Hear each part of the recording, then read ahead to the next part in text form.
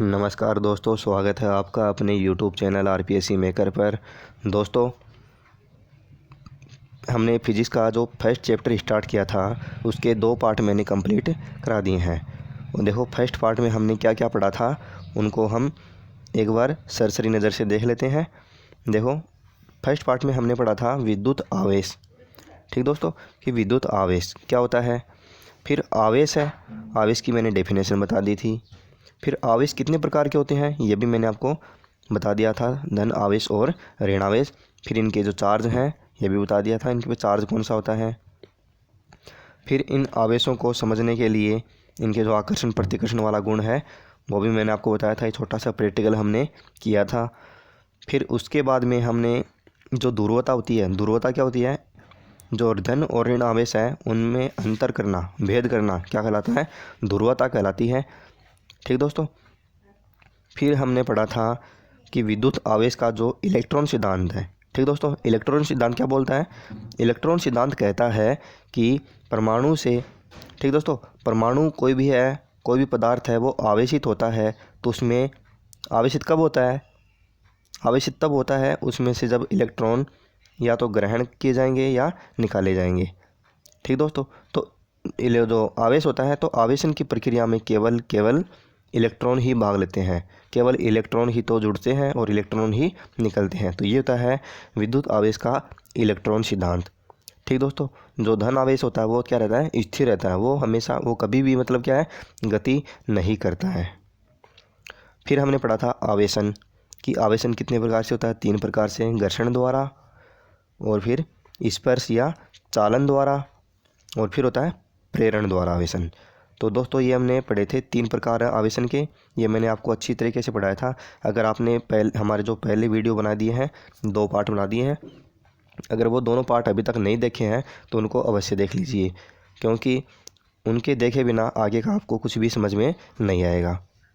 तो दोस्तों, आज हम पढ़ने वाले हैं विद्युत दर्शी इलेक्ट्रोस्कोप।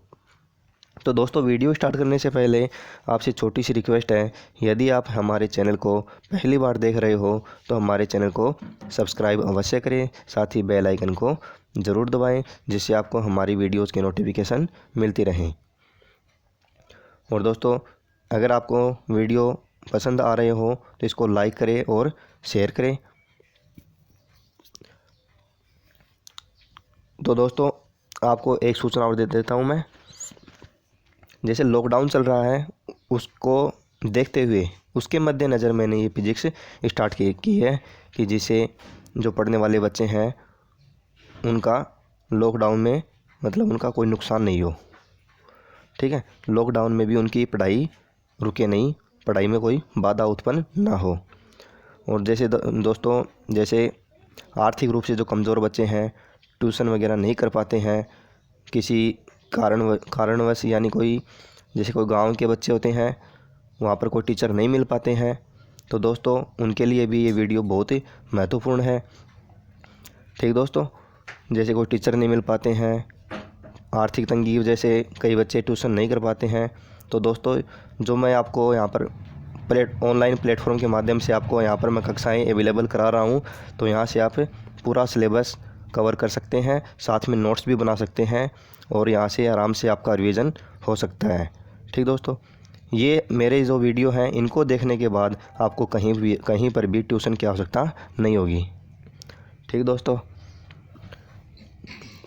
तो दोस्तों स्टार्ट करते हैं। आज का अपना नेक्स्ट टॉपिक है विद्युत दर्शी इलेक्ट्रोस्कोप।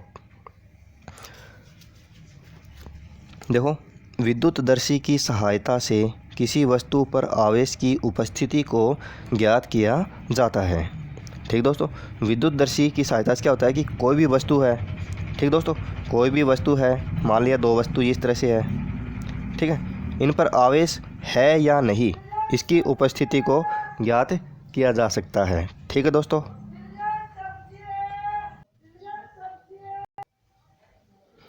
तो दोस्तों विद्युतदर्शी की सहायता से क्या होता है कि जो कोई भी वस्तु होती है उस पर आवेश कितना होता है। ठीक है दोस्तों, आवेश कौन सा है, पॉजिटिव आवेश है या नेगेटिव आवेश है, यानी ऋण आवेश है या धन आवेश है, उनका पता लगाया जा सकता है और दोस्तों यह भी साथ में यह भी पता लगाया जा सकता है कि आवेश है तो कितना है, अधिक है या कम है, कितनी आवेशित वस्तु है, तो ये भी इसके साथ ही पता लगाया जा सकता है। और दोस्तों ये जो विद्युतदर्शी है ये अति संवेदी उपकरण होता है। ठीक दोस्तों, इसकी संरचना है उसमें देखेंगे हम। जो दोस्तों विद्युतदर्शी है ये अति संवेदी उपकरण होता है। ठीक दोस्तों, यानी क्या होता है, जो इसकी संरचना देखेंगे फिर आपको समझाऊंगा पूरा मैं। अभी तो आप ये देख लो कि इसमें क्या होता है कि विद्युतदर्शी की सहायता से किसी भी वस्तु पर आवेश की उपस्थिति का पता लगाया जा सकता है कि आवेश नेगेटिव है या पॉजिटिव है और कितना है। फिर देखो इसकी संरचना, पहले आप इसके डायग्राम देख लो। देखो ये है विद्युतदर्शी, इलेक्ट्रोस्कोप है दोस्तों। ये तो है कांच का जार। ठीक है दोस्तों, जो ये बॉक्स बना हुआ है ये तो है कांच का जार। ठीक दोस्तों, और इसके अंदर क्या है, इसके अंदर ये है पूरी धातु की छड़ है दोस्तों। क्या है, धातु की छड़, धातु की छड़ होती है। और इसके नीचे क्या है, इसके नीचे दोस्तों ये दो सोने की पत्ती लगी है। ठीक दोस्तों, ये क्या है, दो सोने की पत्तियां लगी हैं। और ये दोस्तों ये क्या है, कॉर्क है। यानी ये इस प्रकार से होता है, ये वायुरोधी बना देता है इसको। ठीक है, इसके अंदर क्या होता है, इसके अंदर वायु प्रवेश नहीं कर पाती है, इसको इस तरह से लगाया जाता है कॉर्क को। फिर ऊपर होती है क्या, ऊपर होती है धातु की गुंडी। ठीक दोस्तों, ये क्या होती है, धातु की गुंडी होती है, धातु की गुंडी होती है। फिर देखो ये क्या है, ये है वह वस्तु जिस पर आवेश का हमें पता करना होता है कि वस्तु पर कौन सा आवेश है, पॉजिटिव है या नेगेटिव है। ठीक दोस्तों, तो अज्ञात आवेशित वाली वस्तु को यहाँ पर लाया जाता है। ठीक है दोस्तों, यहाँ से हमें पता लगेगा कि ये इस पर आवेश है कौन सा है और कितना है उसका हमें। ठीक है दोस्तों, ये अभी आपको मैं समझा दूँगा। देखो पहले इसकी संरचना देख लेते हैं, संरचना कैसी है। देखो इसमें एक कांच के जार जी में धातु की एक छड़ आर लगी होती है। ठीक दोस्तों, जो कांच का जार है उसको नाम दिया गया है जी, और इसमें धातु की एक छड़ होती है उसका नाम है आर। छड़ के ऊपरी सिरे पर धातु की गुंडी के लगी होती है। जैसे मैंने अभी बताया आपको, ये धातु की गुंडी क्या नाम दिया, उसको के नाम दिया गया है। फिर निचले सिरे पर दो सोने की पत्ती एल लगी होती है। ठीक दोस्तों, जो धातु की छड़ होती है उसके निचले सिरे पर जो सोने की पत्तियां लगी होती है दो, ठीक दोस्तों, उनका नाम दिया गया है एल। तो ये तो होगी उसकी क्या, संरचना। ठीक है दोस्तों, फिर देखो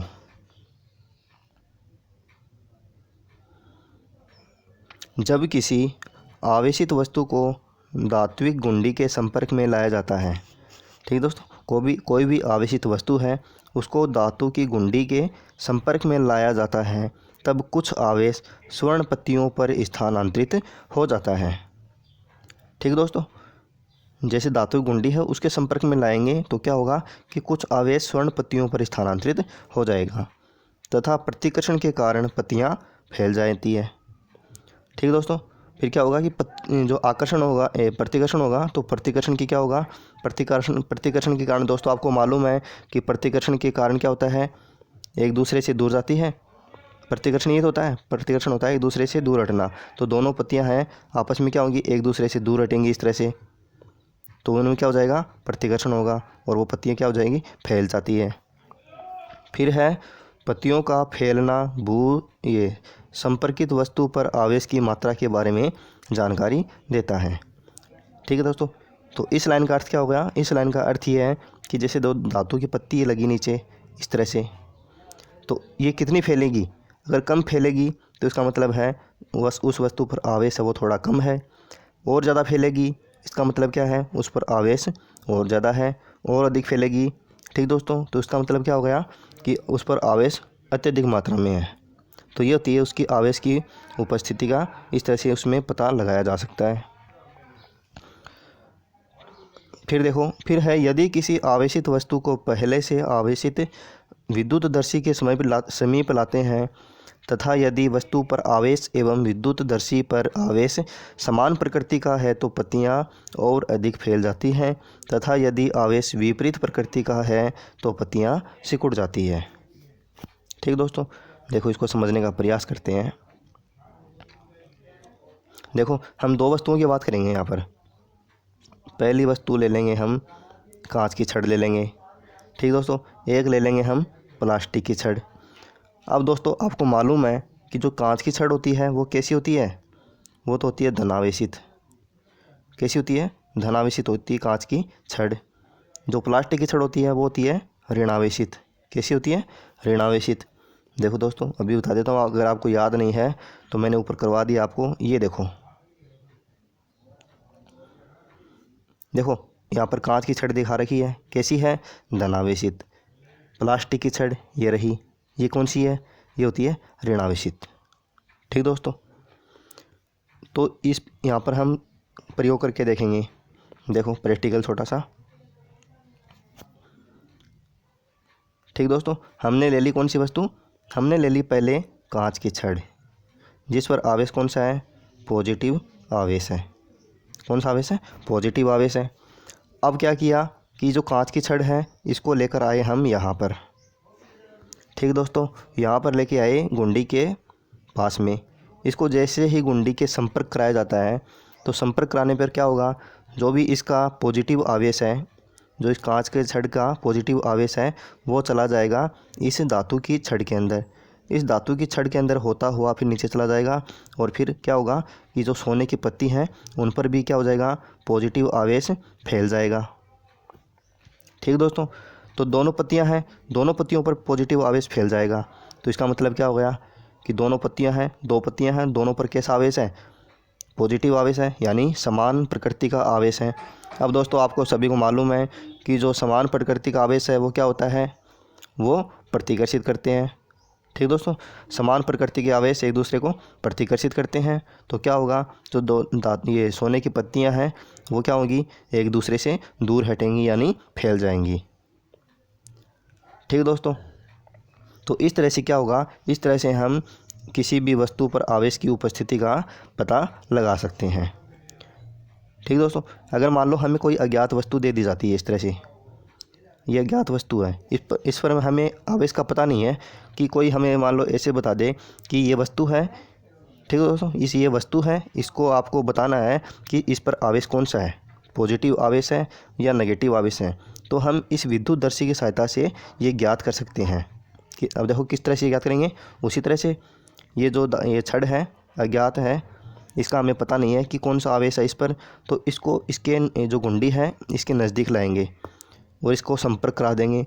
इसके संपर्क कराने के बाद क्या होगा, संपर्क करा देंगे तो संपर्क कराने पर क्या घटना होगी, जैसे संपर्क कराएंगे तो ये क्या होगी, जो धातु की जो पत्तियाँ होती है, सोने की पत्तियाँ होती है, ये एक दूसरे से दूर हटेंगी, यानी फैल जाएंगी। तो हमें कैसे पता चलेगा? तो पत्तियाँ फैली हैं तो इसका मतलब क्या हो गया, इसका मतलब हो गया कि यहाँ पर कौन सा आवेश होगा, यहाँ पर भी धन आवेश और यहाँ पर भी धन आवेश। पता कैसे चलेगा? पता ऐसे चलेगा कि देखो दोस्तों, जो भी मतलब इलेक्ट्रॉन हमेशा गति करते हैं, गति कौन करता है? इलेक्ट्रॉन। तो इसके अंदर जो भी इलेक्ट्रॉन होंगे, इसके अंदर जो धातु की छड़ है इसके अंदर जो भी इलेक्ट्रॉन होंगे वो कहाँ चले जाएंगे? ऊपर की साइड। और ये छड़ होती है कौन सी, जो कांच की छड़, अज्ञात छड़ ली थी हमने, अज्ञात छड़, इसके संपर्क कराने के बाद क्या होगा, इसके अंदर जो इलेक्ट्रॉन है ये पॉजिटिव और ये इलेक्ट्रॉन इसके अंदर चले जाएंगे, यानी एक दूसरे को क्या कर देंगे? उदासीन कर देंगे, ठीक है दोस्तों। और जो इसका पॉजिटिव होगा, पॉजिटिव कहाँ पर आ जाएगा? इन पत्तियों पर फैल जाएगा। तो इस तरह से दोस्तों हम किसी भी वस्तु पर आवेश की उपस्थिति का पता लगा सकते हैं। और दोस्तों ये तो हो गई कांच की छड़ की बात। अब हमने जो दूसरा एग्जाम्पल लिया था वो कौन सा? प्लास्टिक की छड़, जिस पर कौन सा आवेश है?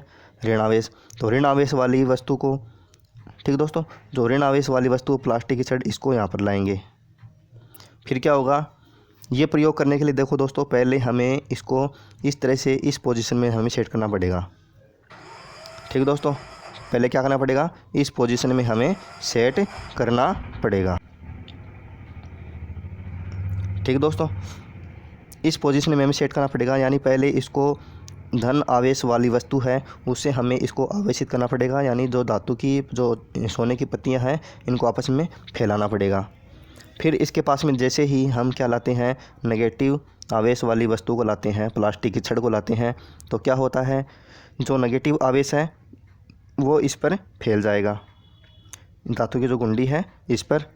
फिर क्या होगा, इस पर पॉजिटिव आवेश पहले से है और क्या आ गया, नेगेटिव आवेश और आ गया, तो इस पर पॉजिटिव आवेश आ जाएगा एक पत्ती पर, एक पत्ती पर कौन सा आ जाएगा, नेगेटिव आवेश आ जाएगा।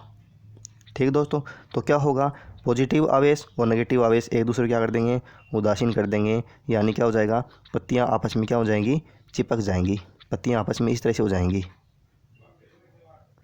पास पास में आ जाएंगी, फैलने के बजाय पास पास में आ जाएंगी। तो इस तरह से हम जो प्लास्टिक की छड़ है उस पर आवेश की उपस्थिति का हम पता लगा सकते हैं, और कांच की जो छड़ है उस पर भी आवेश का पता लगा सकते हैं। ठीक दोस्तों, जो स्वर्ण पत्ती होती है ये विद्युत का एक अच्छा चालक होती है। ठीक दोस्तों, लेकिन यहाँ पर देखो, जो दुर्बल स्थिर विद्युत बल है उनके द्वारा भी स्वर्ण पत्र को क्रियाशील बनाया जा सकता है, परंतु क्या होता है कि जो स्वर्ण है, सोने है, उसकी कीमत अधिक होती है, तो अधिक होने के कारण इसके स्थान पर एल्यूमिनियम की जो पत्तियाँ होती हैं उनका भी उपयोग किया जा सकता है। ठीक दोस्तों, तो दोस्तों आज का हमारा जो टॉपिक है इलेक्ट्रोस्कोप, ये हमारा कंप्लीट हो चुका है। उम्मीद करता हूँ दोस्तों आपको जो भी मैंने आपको बातें बताई हैं बिल्कुल समझ में आई होंगी। इतना हार्ड नहीं है, बिल्कुल सिंपल है, इजीली है, इजी वे में सर इसको समझोगे आपको तो बिल्कुल इजी लगेगा। तो ठीक दोस्तों, आज के वीडियो में बस इतना ही। मिलते हैं नेक्स्ट वीडियो में एक नए टॉपिक के साथ, तब तक के लिए जय हिंद, जय भारत।